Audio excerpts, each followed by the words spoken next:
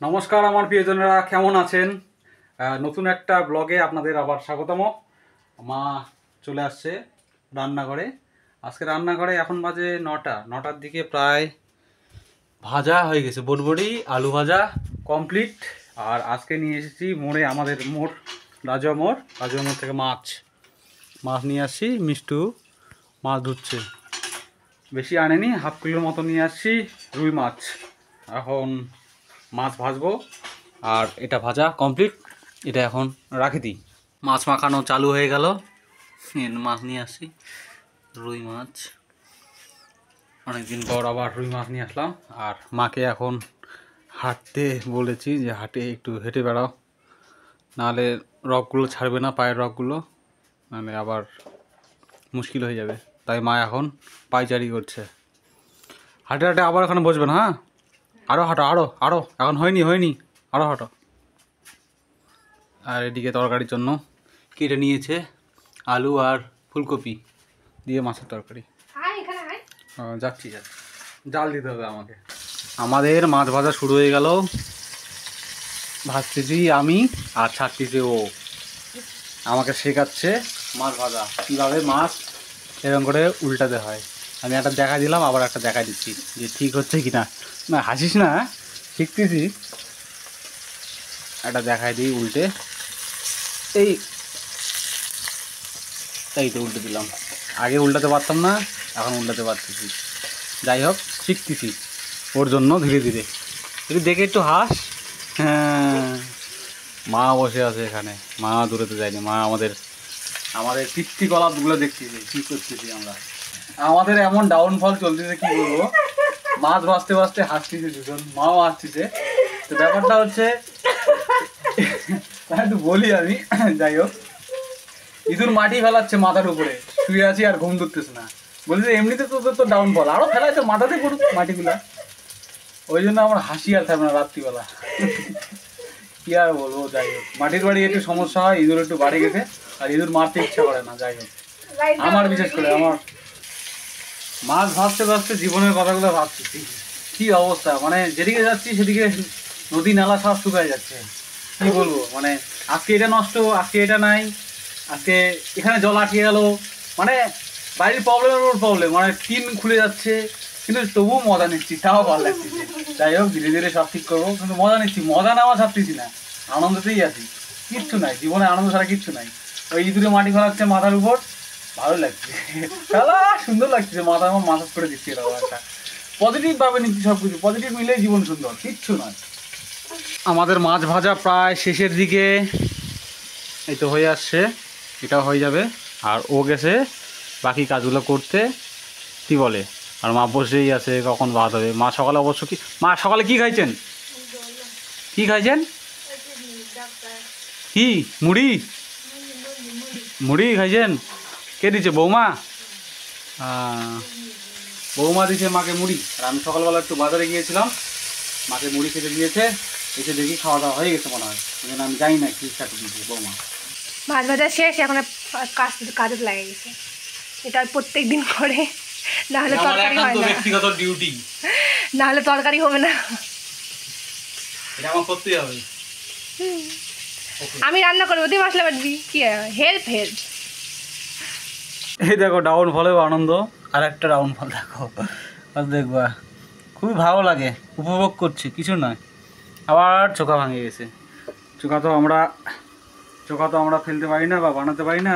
যে ফেলতে পারতো সে এখন পারবে না। মা ফেলতে পারতো, মা তো এখন ধরতে গেলে অচল, জানেও না, শুধু এখন তো মাথায় নাই। মানে চারিদিক থেকে কি বলবো, একটার পর একটা, এই খড়ি ঢোকাতে গিয়েই এরকম অবস্থা। এরকম আবার ভেঙে গেল। এদিক থেকে দেখো, ভালো বোঝা যাচ্ছে। যাই হোক, এর মাঝেই হাসি খুশি থাকতে হবে, কিছু করার নেই, নাহলে ডিপ্রেশনে চলে যাব। তাই চেষ্টা করি হাসি খুশি থাকার, জীবনটাকে উপভোগ করার। মাছের ঝোলও প্রায় কমপ্লিট হয়ে আসছে, মাছ ছেড়ে দিয়েছে, তাই না? হয়ে গেছে। মাওয়াদির আগ্রহে বসে আছে, আমরাও তাড়াতাড়ি হবে, খাওয়া দাওয়া করে নেব। মায়ের জন্য ভাত বেড়ে নেওয়া হচ্ছে, আর মা এখান থেকে উঠে ওখানে নিয়ে গেছি।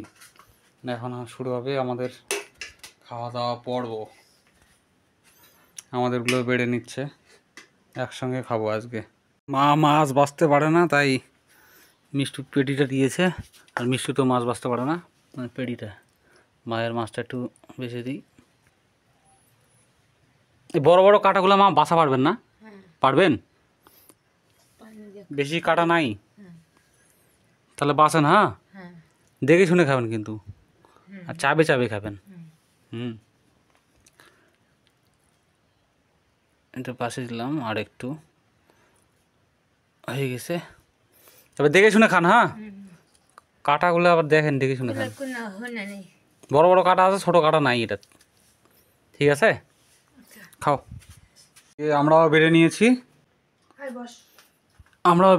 এদিকে হয়ে গেছে মাছের ঝোল আর আলু আর বড়বড়ি ভাজা। তাহলে খাই এখন নাকি? ওকে, এর বাড়িতে কোঠা দেখুন। ঠিক আছে, বাট আমি পেছনে যাচ্ছি। মাটির বাড়িতে আমাদের কোঠা। এখন কোঠার উপর একটু কাজ আছে, মানে দেখতে পাবা। এই যে ধানগুলো যে আছে, ধানগুলো একটু তুলবো, কারণ অনেকদিন ধরে পড়ে আছে। পাখি টাখি তো খায় ঠিক আছে, কিন্তু ইঁদুরের কঠিন অত্যাচার। এটা আমাদের দালান কোঠা, মানে মাটির বাড়ির উপরের অংশটা। আর এখান থেকে কত দেখো, এটা আমার নিচে। আর এইদিকে চারিদিকে এইটা ভিটা, ধানের ক্ষেত, গাছ, কত সুন্দর লাগছে মাটির বাড়ির দালান কোঠা। সেখানে মিষ্টু কি দেখছে? মায়ের শাড়ি, মায়ের শাড়িগুলো উপরে উঠানো ছিল।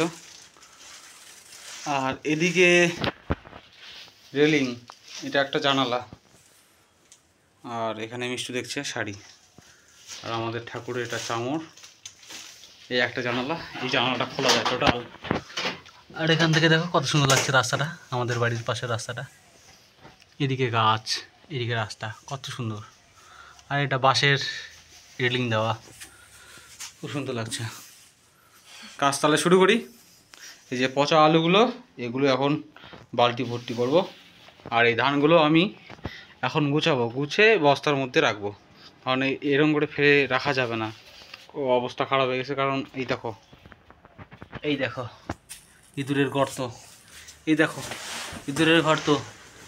আর ইঁদুরকে মহাপ্রসাদ দিয়েছে মিষ্টু, কিন্তু প্রসাদ গ্রহণ করে না ইঁদুর। যাই হোক, এখন কাজে লেগে পড়ি। ঠিক আছে, কর, আমি এদিকটা করি। এখন এসছি রেলিংয়ের উপরে, দেখবে ওই জন্য চলে আসছি এখানে। এদিক থেকে কত সুন্দর লাগছে। আর মিষ্টু ছেলে হয়ে গেছে এখন। তো ভয় লাগতেছে না, মানে ফাঁকা আছে, কেমন করে যাবি? আর এগুলো পায়রার বাসার জন্য এগুলো দেওয়া হয়েছিল। এখন এখানে থাকে না, উপরের দিকে থাকে, কারণ এখানে বিড়ালের কঠিন অত্যাচার, প্রচণ্ড অত্যাচার। এইগুলোতে, এই ডালিগুলোতে না, উপর দিকে, ওই দিকে থাকে, ওই সাইডে, ওই পিছন দিকে। আচ্ছা, এখানে থাকে না। আর যাই হোক, এখন চল নিচে চল, কাজ হয়ে গেছে, ধান উঠানো হয়ে গেছে। আর পচা আলুগুলো ভরানো হয়ে গেছে। এগুলো আগেকার দরজা, এখন সব ইয়ে হয়ে গেছে। আর গরুর গাড়ির এগুলো যন্ত্রপাতি হয়ে গেছে।